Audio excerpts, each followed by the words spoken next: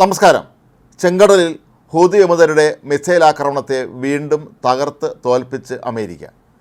ഇന്നലെ യമനിൽ നിന്ന് അയച്ച കപ്പൽ വേധ മിസൈലിനെയാണ് അമേരിക്കൻ വ്യോമസേന തകർത്ത് തരിപ്പണമാക്കിയത്.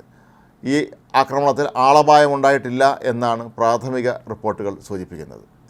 ഈ മേഖലയിൽ കഴിഞ്ഞ കുറേ നാളുകളായി നിരന്തരം ഹൂതി വിമതർ ഇറാൻ്റെ പിന്തുണയോടുകൂടി കപ്പലുകളെ ആക്രമിക്കുകയും കപ്പലുകൾ തട്ടിയെടുക്കുകയൊക്കെ ചെയ്യുന്നതിനെ തുടർന്നാണ് ഇവിടെ അമേരിക്ക ഉൾപ്പെടെയുള്ള രാജ്യങ്ങൾ അവരുടെ നിരീക്ഷണം ശക്തമാക്കിയത്. അമേരിക്കയുടെ നിരവധി യുദ്ധക്കപ്പലുകൾ ഈ മേഖലയിൽ ഇപ്പോൾ വിന്യസിച്ചിരിക്കുകയാണ്. അതുകൊണ്ട് തന്നെ ഇവരുടെ ഓരോ നീക്കങ്ങളും അവർക്ക് വളരെ പെട്ടെന്ന് തന്നെ അറിയാൻ പറ്റും എന്നുള്ളതാണ് ഒരു പ്രധാനപ്പെട്ട കാര്യം. അതിനിടെ കഴിഞ്ഞ ദിവസം ജോർദാനിൽ 3 അമേരിക്കൻ സൈനികർ ഡ്രോൺ ആക്രമണത്തിൽ കൊല്ലപ്പെട്ട സംഭവത്തിന് ശക്തമായ തിരിച്ചടി നൽകാൻ ഒരുങ്ങുകയാണ് അമേരിക്ക എന്ന് സൂചന. ഇവരെങ്ങനെയാണ് നേരിടേണ്ടത് എന്നുള്ളതിനെക്കുറിച്ച്, എങ്ങനെ പ്രതികരിക്കണം എന്നുള്ളതിനെക്കുറിച്ചൊക്കെ തന്നെ താൻ വലിയ താമസമില്ലാതെ കാര്യങ്ങൾ വ്യക്തമാക്കും എന്നാണ് അമേരിക്കൻ പ്രസിഡന്റ് ജോ ബൈഡൻ ഇപ്പോൾ വ്യക്തമാക്കിയിരിക്കുന്നത്. അതേസമയം എന്ത് രീതിയിലായിരിക്കും ഇതിന് തിരിച്ചടി നൽകുക എന്നുള്ള കാര്യം അദ്ദേഹം വ്യക്തമാക്കിയതുമില്ല.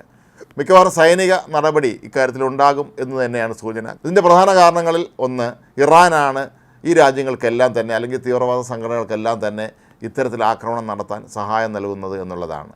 ജോർദാനിൽ നടന്ന ആക്രമണത്തിൽ 3 US സൈനികർ കൊല്ലപ്പെട്ടു എന്ന് മാത്രമല്ല, നിരവധി പേർക്ക് പരിക്കേൽക്കുകയും ചെയ്തിരുന്നു. ഇത് നേരത്തെ തന്നെ കരുതിക്കൂട്ടി ഗൂഢാലോചന നടത്തിയതിന് ശേഷം നടത്തിയ ഒരു ആക്രമണം എന്ന് തന്നെയാണ് അമേരിക്ക ഇപ്പോഴും വിശ്വസിക്കുന്നത്. അതുകൊണ്ട് തന്നെ ഇതിന് ശക്തമായ തിരിച്ചടി നൽകാൻ ഒരുങ്ങുകയാണ് US വ്യോമസേന.